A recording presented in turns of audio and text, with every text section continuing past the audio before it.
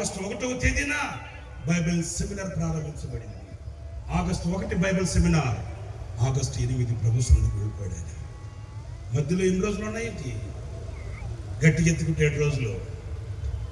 ఒకరోజు అంత spoon feeding, అప్పటికే అన్న శరీరం అంతా గుల్లైపోయింది, కరిగిపోయాడు. 8 రోజుల నిడివిలో ఏదంతా మెత్తగా చేసి ఒక స్పూన్ పెట్టి తినుకున్నాడు. ఉదయాన్న కొంచెం తిన్న తర్వాత అందరం అక్కడే ఉన్నాం. పిలిచి అంటాడు, నన్ను బైబిల్ సెమినార్కి తీసుకుని నువ్వు వాక్యం చెప్పాలి కదా. చూసారా, ఉన్నారండి పనివారు. ఎలాంటి పనివాడు కావాలి? సేవలో సేనలో పనిచేసే పనివాడు కావాలి. నా పిల్లల దగ్గరికి తీసుకెళ్ళాలిరా. విసులన్న అన్నాడు, అన్న ఇన్ఫెక్షన్స్ ఉంటాయి, మీరు బాగైన తర్వాత వెళ్తారు కదా, 4 రోజుల తర్వాత మీరు క్లాస్కి వెళ్తురు అన్నా. అట్లా అంటే 2 కళ్ళల్లో నీళ్లు కార్చాడు. 2 కళ్ళల్లో నీళ్లు కార్చి, రే నా పిల్లల్ని నేను చూసుకోకూడదా?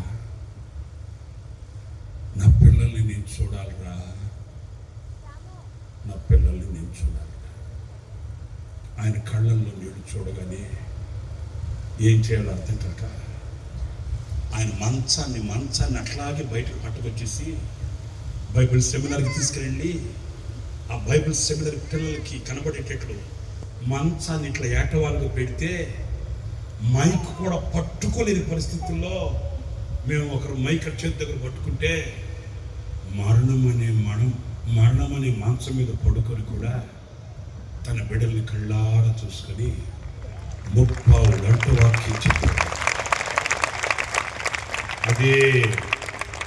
అదే ఆయన చివరి సందేశం.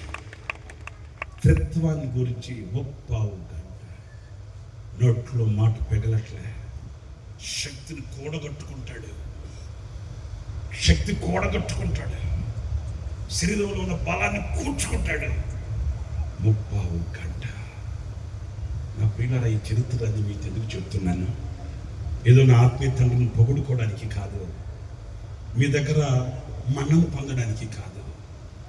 మేము చూచిన పనివాడు అట్లాంటి వాడు, మా ముందున్న మాదిరి అట్లాంటి వాడు, మేము నేర్చుకున్న హితోపదేశం అట్లాంటిది. ఈనాటికి దేవుడు మాకు ఇచ్చిన కృపను తలంచుకుంటూ, దేవుడు మాకు ఇచ్చిన కృపని ఆధారం చేసుకొని, దేవుడు మాకు ఇచ్చినటువంటి బలాన్ని కూడగట్టుకొని ఆ తండ్రి అడుగు జాడలను చూస్తూ దేవుడు మాకు ఇచ్చిన ఈ పరిచయాన్ని భుజస్కంధాల మీద పెట్టుకొని బాధ్యతతో భారంతో ముందుకు వెళుతున్నాం.